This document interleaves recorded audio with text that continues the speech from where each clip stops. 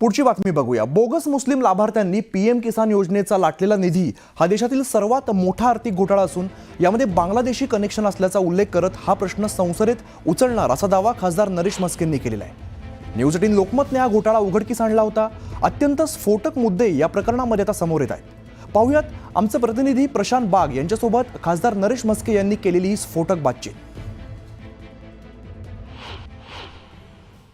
या ठिकाणी आपल्या महाराष्ट्रात शेतकरी म्हणून ज्याला साकीर आलमला अनुदान दिलं गेलं त्याचं वेस्ट बेंगॉलमध्ये हसीबुल रहमान म्हणून नावाने आम्हाला पुरावे सगळे समोर आले आणि हे सगळे दिनाजपूर जिल्ह्यामधनं हे आम्हाला हे पूर्णपणे रॅकेट चालू आहे का हा प्रश्न येतोय।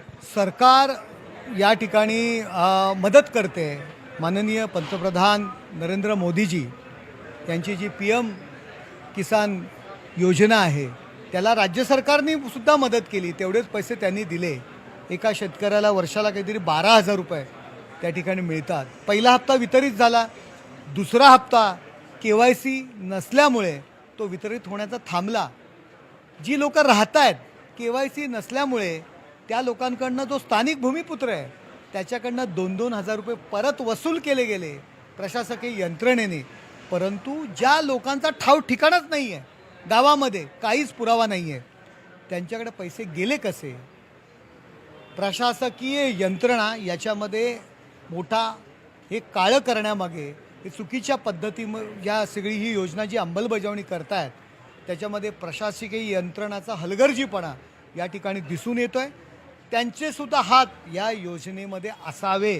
माझ्या माहितीनुसार की वेस्ट बेंगॉलमधून हे कनेक्शन आहे, ते वेस्ट बेंगॉल कनेक्शन या ठिकाणी तपासणं गरजेचं आहे। केवळ ज्या पद्धतीने या पैशाचा गैरवापर होतोय त्याच्यावरती कुठेतरी चाप आणणं गरजेचं आहे।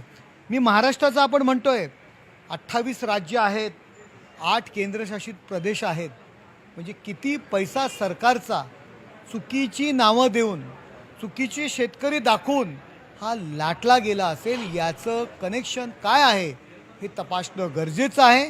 आणि यावेळी त्या ठिकाणचे सर्व जे प्रशासकीय अधिकारी असतील, मग कुणीही असेल, त्यांना कुणीही पाठीशी घालू नये अशी माझी मागणी आहे।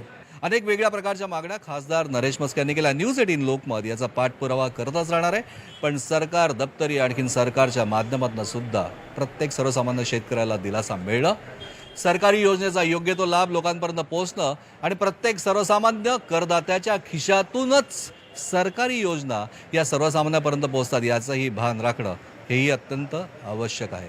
न्यूज 18 लोकमत याचा पाठपुरावा करत राहणार। व्हिडिओ जर्नलिस्ट सचिन कुबडेसह प्रशांत बाग, न्यूज 18 लोकमत, मुंबई।